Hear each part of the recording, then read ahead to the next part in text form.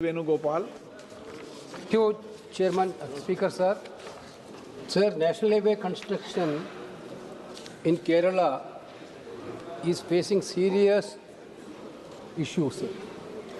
Within 6 months, 3 places, serious incident happened. One is in Kuriyad, number 2 in my constituency, Arur Torur, a girder has been collapsed and 1 person has killed. Then one is in Ramachandran constituency, Kollam, Kuriyad, completely brick has been collapsed. So basically the issue of sand is there, very much low quality sand is using. Then one major thing I would like to bring into your notice through Speaker, sir. Sir, subcontract is given by the NHAI. The subcontractors, the main contractor is not in the picture at all. Subcontractor is given. They are doing contractual work. But there is no responsible officer is there when the incident happened. Therefore, within 6 months, 3 major incidents collapsing the road is happening. Then service road, quality of the service road is because in Kerala, so 1 minute, sir. Kerala, 40% of the passengers is travelers using service road because auto rickshaw and small vehicles are there very much in Kerala.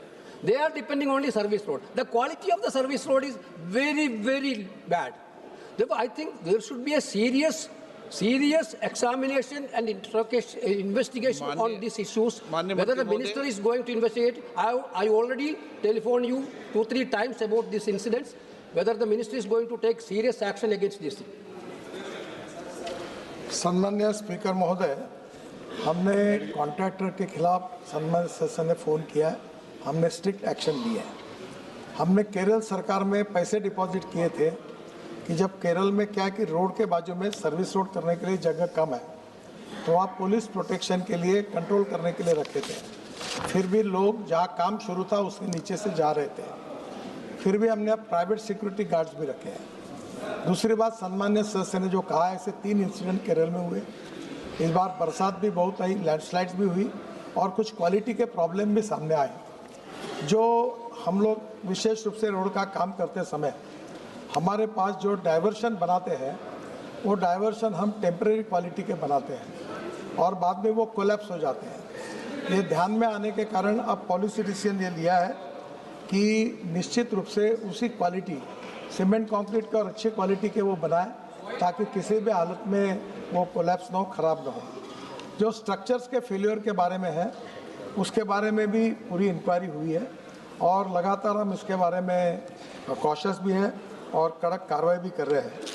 एक बात important है कि केरल की ऐसी एक अलग situation है कि रोड के बाजू में डेवलपमेंट हुई है तो वहाँ डाइवर्शन करने के लिए भी जगह नहीं है और जो रोड पर आज मैक्सिमम एक्सीडेंट हुए वो वहाँ की एक प्रकार से पूरी तरह हार्ट लाइन है और इसलिए वहाँ ये समस्या आई।